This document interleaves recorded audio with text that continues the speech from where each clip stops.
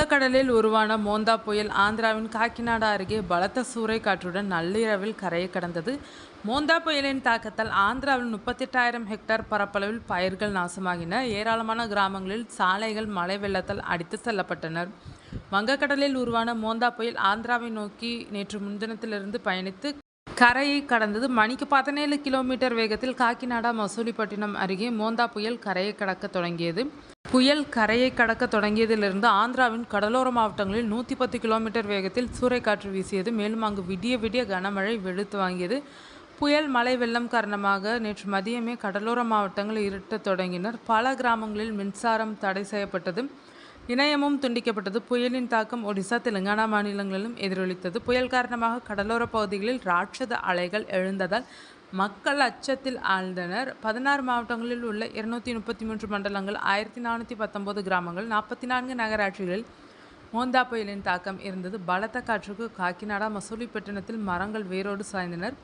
சாலைகள் மழை வெள்ளத்தால் அடித்துச் செல்லப்பட்டனர். விசாகப்பட்டினம், காக்கிநாடா, மசூலிப்பட்டினம், நெல்லூர் ஆகிய இடங்களில் கடல் நீர் சுமார் 200 முதல் 500 அடி வரை முன்னோக்கி வந்தது.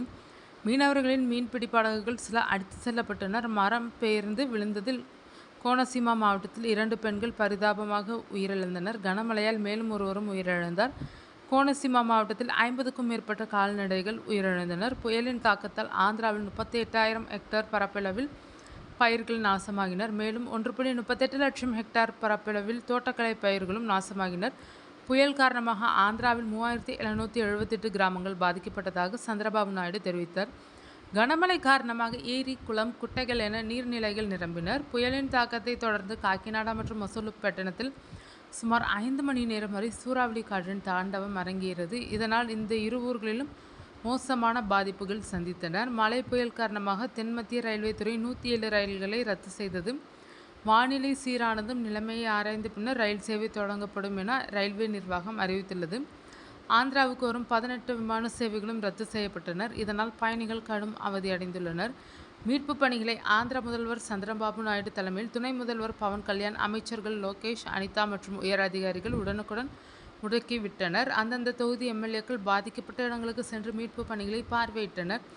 பாதிக்கப்பட்டவர்களுக்கு நிதி உதவிகளை செய்தனர். தெலுங்கானா, ஒடிசா ஆகிய மாநிலங்களிலும் மோந்தா புயலின் பாதிப்பு இருந்தது. ஹைதராபாத், மேதக், ரங்காரெட்டி உட்பட 10க்கும் மேற்பட்ட மாவட்டங்களில் காலை முதலே மழை பெய்து வந்தது. மோந்தா புயல் கரையை கடந்தபோது இந்த மாவட்டங்களிலும் பலத்த காற்றுடன் கனமழை பெய்தது.